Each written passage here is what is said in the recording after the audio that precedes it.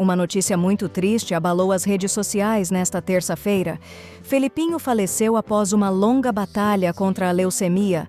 Durante o tratamento, a história do pequeno mobilizou milhares de pessoas e também contou com o apoio de diversos artistas que ajudaram a levar força e esperança para a família. A luta de Felipinho comoveu muita gente e a notícia de sua morte gerou uma onda de tristeza e homenagens nas redes sociais. Familiares, amigos e fãs compartilharam mensagens de carinho, lembrando sua trajetória e toda a força demonstrada durante o tratamento.